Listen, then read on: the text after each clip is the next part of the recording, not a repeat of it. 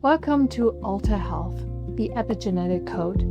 This is where we talk about the science of how your life shapes your genes and how your body can change when you change the conditions around it. Real stories, real science, and real answers. Let's go. It's 10 o'clock at night. Somewhere in the city, a person is brushing their teeth. They will be in bed within 20 minutes, and they will close their eyes, will fall asleep, and will not be aware again for several hours.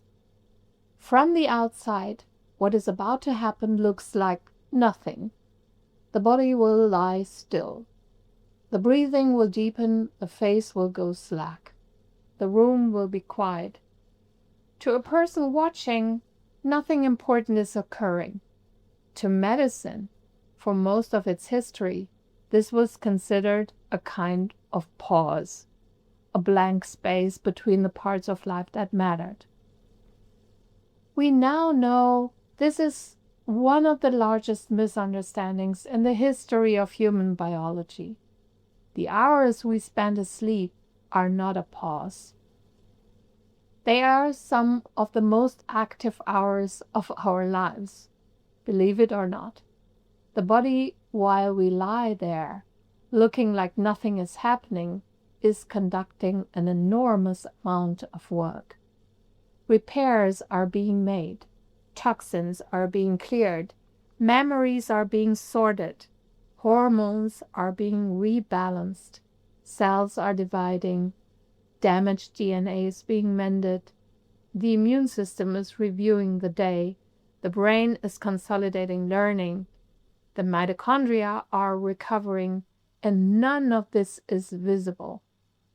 But all of it is essential, and almost none of it can happen at any other time. Today I want to take you through a single night, hour by hour.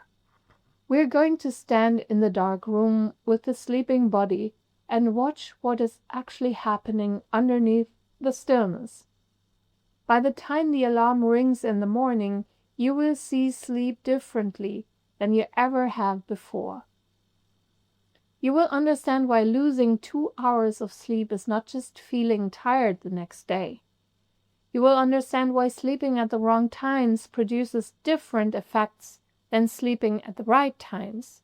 And you will understand why the kind of sleep you have matters as much as how much sleep you have. This is in many ways the episode of the season I've been most looking forward to, because sleep is the input where the gap between what we think is happening and what is actually happening is the largest. And once you see what is actually happening, you will not look at your nights the same way again. This is Alter Health, the medicine nobody told you about. And I'm Dr. Nicola Schmetz, and today we follow a body through a single night. Our story begins technically before the person goes to bed. The body has been preparing for sleep for hours, and the preparation isn't optional. It's a chemical sequence that, if disrupted, changes everything that follows. Around dusk, an organ in the center of the brain, the pineal gland, begins producing a hormone called melatonin. Melatonin is often called the sleep hormone, which is partly accurate, but it is more useful to think of it as the night hormone. It's the chemical signal that tells every cell in your body that night has arrived. It's not produced during the day. It is suppressed by light, particularly blue light, which is why bright screens in the evening blunt its production and why dim, warm light supports it. By 10 o'clock, in a person whose system is working well, melatonin levels have been rising for several hours. The pineal gland has been responding to the gradual fading of light through the evening. Body temperature has begun to drop, which is itself part of the sleep signal. Cortisol, the morning hormone, has been steadily declining since the afternoon and is now near its daily low. and the body is biochemically in a state of preparation that the person experiences as a vague desire to lie down. Now, here's what changes this picture in modern life. The person watching television until 10 o'clock has been exposed to bright artificial light, particularly blue light, for several hours after sunset. This has partially suppressed their melatonin production. The melatonin levels they have at 10 o'clock are lower than they would have been if they had been in dim, warm light. Their body's preparation for sleep is incomplete. Add to this the cup of coffee they had at 4 in the afternoon. Caffeine has a biological half-life of around 5 to 6 hours. The caffeine from a 4 o'clock coffee is still circulating at 10 o'clock, occupying receptors in the brain that adenosine, the molecule that produces sleepiness, would normally bind to. The signal of tiredness, which should be strong by this hour, is being chemically dampened. Add to this the wine they had with dinner. Alcohol has a complex relationship with sleep. It produces drowsiness in the short term, which is why people often use it to fall asleep, but it disrupts the architecture of the night in ways we will see in a moment. The brain falls asleep more easily after alcohol, but it cannot do its work properly once it gets there. So our person brushing their teeth is heading into the night with a biochemistry that is not quite what it should be. Slightly lower melatonin than ideal, slightly more residual caffeine than ideal, some alcohol in the bloodstream. These small adjustments, repeated nightly for years, are one of the central reasons that modern people sleep so differently than humans did 100 years ago, even when the hours in bed look the same. Now, lights off, eyes close, the body begins to descend. The first thing that happens once the eyes are closed and the room is dark is that the brain begins to disengage from the world. The descent into sleep is not a single step. It's a series of stages, each one a different state of brain activity, and the transition between them are gradual. In the first few minutes after closing the eyes, the brain enters a state called stage 1 sleep. The thoughts that were running during the day begin to drift. The boundary between thinking and dreaming becomes blurred. Random images appear. The body twitches, sometimes with a falling sensation that wakes people briefly. This is the threshold of sleep, not yet sleep itself. Within 10 or 15 minutes in a healthy sleeper, the brain enters stage 2 sleep. The brain waves slow further. Awareness of the room fades. The body is still able to be wakened easily, but the connection to the external world has become thinner. Stage 2 sleep is the largest single component of the night by total time. The body and brain are recovering, but the deepest work has not yet begun. Over the next 20 to 30 minutes, the brain progresses into deeper stages. Stages 3 and 4, which together are called slow wave sleep or deep sleep, are where some of the most important biological work of the night happens. Brain waves slow dramatically. The body becomes very difficult to wake. A person in deep sleep, if shaken hard enough to bring them back, will be groggy and disoriented for several minutes because their brain has been in a state very far from waking. In deep sleep, the body releases growth hormone.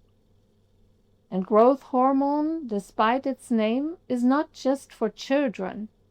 In adults, it is one of the main signals that drives tissue repair. Muscles that have been worked during the day are rebuilt during deep sleep. Skin is renewed, bones are remodeled. The damage that the body has accumulated during the day is, in measurable terms, being repaired right now, while the person lies still. And something else is happening, something we didn't understand until about 10 years ago. The brain has a cleaning system that is most active during deep sleep. The system was discovered by a researcher named Maike Nedergaard and her colleagues, and it is called the Glymphatic system. During waking hours, the brain accumulates metabolic waste, including proteins that, if left to build up, contribute to neurodegenerative diseases like Alzheimer's. During deep sleep, the spaces between brain cells expand, and cerebrospinal fluid flows through the brain in a way that physically clears the waste. The brain, in other words, is taking out its trash, and it can only do this during deep sleep. Not during light sleep, not during REM sleep, which we will meet in a moment, specifically and exclusively during the deep, slow wave stages of the night. The implications of these findings are still being worked out, but one thing is clear. People who get less deep sleep over years accumulate more brain waste than people who get more. And the accumulation is one of the contributing factors to the slow erosion of cognitive function that many people experience as they age. Some of that erosion is genuinely about aging. A meaningful portion of it is about decades of insufficient deep sleep. Our sleeper, around 11 o'clock, is in deep sleep. The brain is cleaning. The body is repairing, growth hormone is circulating. The day's damage is being addressed quietly in the dark. Around midnight, something interesting happens. The brain, which has been in deep sleep, begins to ascend. It moves back up through the stages, lightening, until it reaches a different state altogether. A state that is in many ways more active than waking. The state is called REM sleep, for rapid eye movement, because the eyes move rapidly under the closed lids during this phase. REM sleep is when dreaming primarily happens. The brain's electrical activity during REM looks more like the activity of a waking brain than the activity of a sleeping one. The brain is in some sense alert, but the body is paralyzed deliberately by a mechanism that prevents the sleeper from acting out their dreams. What is the brain doing in REM sleep? Quite a lot, and we are only beginning to understand it fully. One of the primary functions is emotional processing. The events of the day, particularly the emotionally charged ones, are reviewed and integrated. The amygdala, the brain's emotional center, is highly active during REM. The prefrontal cortex, which normally regulates emotion, is partially offline. This combination produces dreams that have an emotional intensity that the waking mind would not allow. This processing is biologically doing important work. People deprived of REM sleep show measurable difficulties with emotional regulation the next day. They overreact to small stressors. They have less access to positive emotions. They struggle to read other people's facial expressions accurately. The brain has, in a literal sense, not yet processed yesterday's emotional load and is operating with the accumulated weight of it. Memory consolidation is another major task of REM. The events and learning of the day are being moved from temporary storage into a longer-term memory. connections are being made between new information and existing knowledge. This is one of the reasons that students who study before sleep retain more than students who study and then stay awake. The sleep itself is part of the learning. And there's a third function, less well-defined but increasingly recognized. REM sleep appears to be a state in which the brain explores possibilities. The looser, more associative thinking of REM may be where creative insights are generated. Many writers, scientists, and artists have reported solving problems in their dreams, and the research is beginning to support the idea that this is not coincidence. The brain in REM is doing a kind of work that the waking brain cannot easily do. By 2 in the morning, our sleeper has completed roughly 2 full sleep cycles.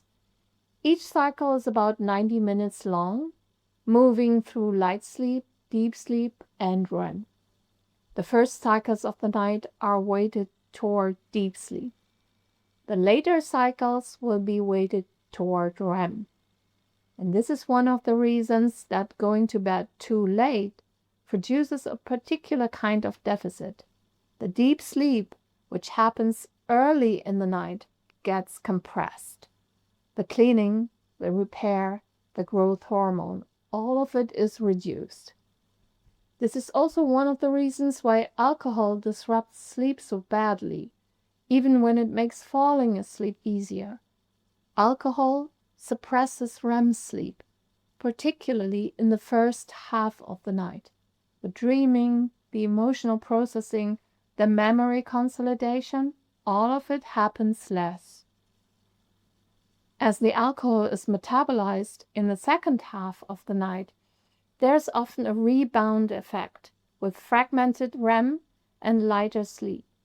And the person wakes up having spent 8 hours in bed, but the night didn't do its work.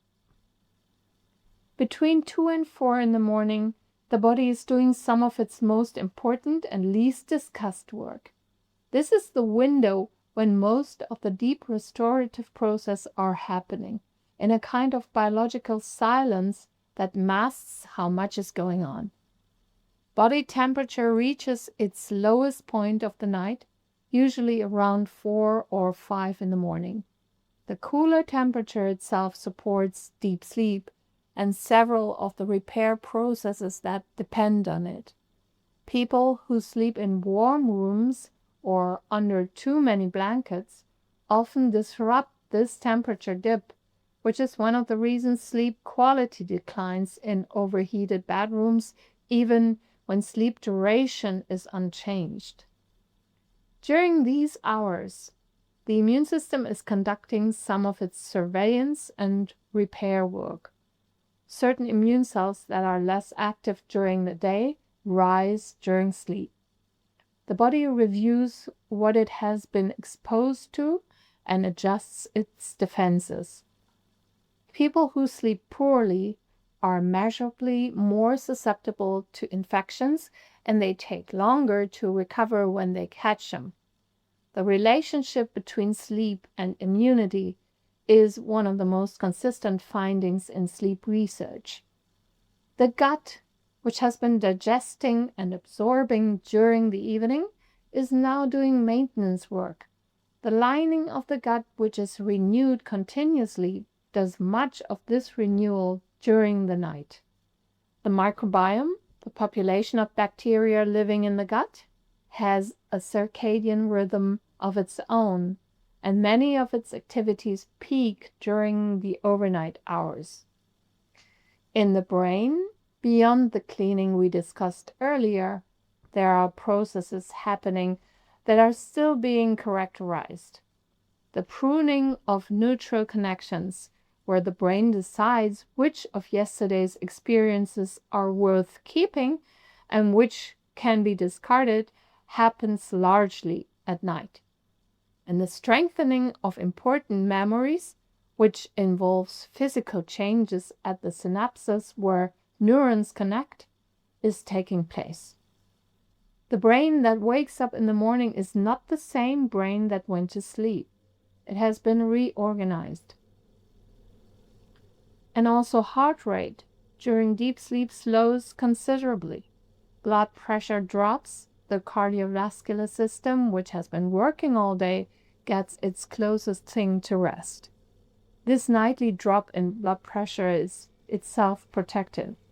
People whose blood pressure does not dip at night, sometimes called non-dippers in cardiovascular research, have higher rates of heart disease and stroke.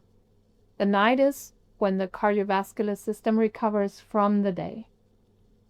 And cortisol, which has been at its low point for most of the night, begins to rise again around 3 or 4 in the morning. The rise is gradual and is part of the natural preparation for waking. By the time the alarm goes off, cortisol will have climbed considerably, providing the energy for the day. This rise is sometimes called the cortisol awakening response, and it is one of the markers researchers use to assess stress regulation.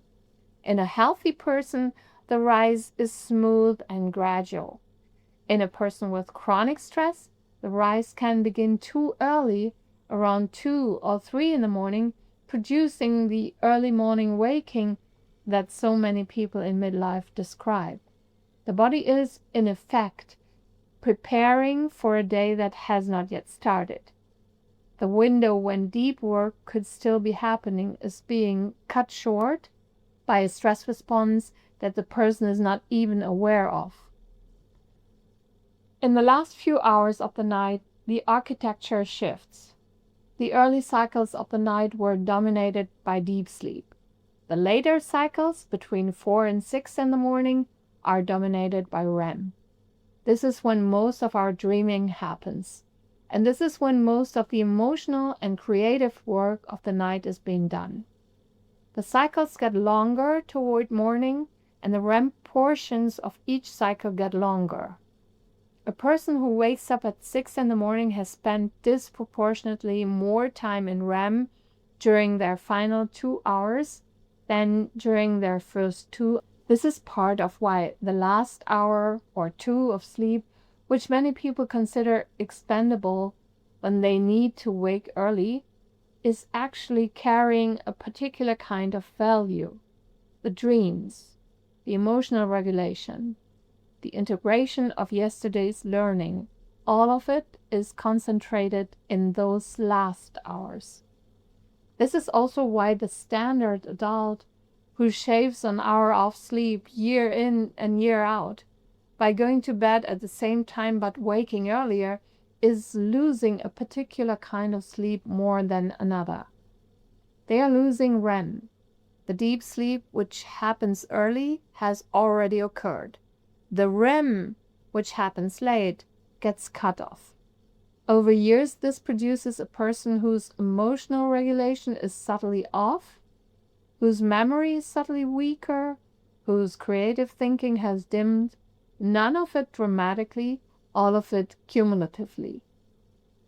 Around 5 or 6, depending on the person and the season, the brain begins to prepare for waking. Cortisol is still rising. Body temperature begins to climb. The brain becomes more active even before the person becomes aware. And the transition out of sleep is like the transition into it, not instant. It's a gradual return. Light, if it reaches the eyes, accelerates the transition. The brain detects the rising light, even through closed eyelids, and signals the pineal gland to suppress melatonin. The shift from night to day chemistry has begun. People who sleep with thick blackout curtains and then have to wake with an alarm experience this transition less naturally, which can contribute to the groggy feeling many describe. People who sleep with curtains that let some morning light in often wake up more gently, even at the same time on the clock. So then the alarm rings. the person opens their eyes, the work of the night is done. The body has been repairing for hours, the brain has been cleaning, the immune system has been reviewing, the memories have been sorted, and emotions have been processed. Mitochondria have been recovering. Almost every system in the body has used the night to do something it couldn't have done while awake. The person stretches, gets up, makes coffee, and begins the day. They have no awareness of any of it. The night has done its work in silence. Now, I want to step back and think about what disrupts this beautiful and largely invisible sequence. Alcohol, as we've seen, suppresses REM sleep and disrupts the architecture of the night even when total hours look normal. One drink in the evening is rarely a problem. Multiple drinks, regularly, change the night considerably. Caffeine, with its long half-life, interferes with falling asleep and with the depth of sleep that follows. The general rule is to stop caffeine by early afternoon for most adults, earlier for slow metabolizers. Late meals, particularly heavy ones, disrupt the body's preparation for sleep. The body is supposed to be cooling down. Digestion produces heat. Eating within 3 hours of bed regularly blunts the temperature drop that supports deep sleep. Light exposure in the evening, particularly blue light from screens, suppresses melatonin and pushes back the body's sleep signal. Dimming the lights, using warmer colors, and avoiding bright screens in the last hour before bed helps the natural sequence. Inconsistent timing disrupts the entire system. The body works on a circadian rhythm. Sleeping at very different times on different nights is, in some ways, like flying across time zones every few days. The system never quite knows what schedule to be on. Consistency, more than perfection, is what supports the rhythm. Stress, particularly stress carried into the evening, raises cortisol when it should be falling and produces the early morning waking we discussed earlier. The most effective intervention for sleep for many people is not a sleep intervention. It is a stress intervention conducted earlier in the day. Then bedroom temperature matters more than people realize.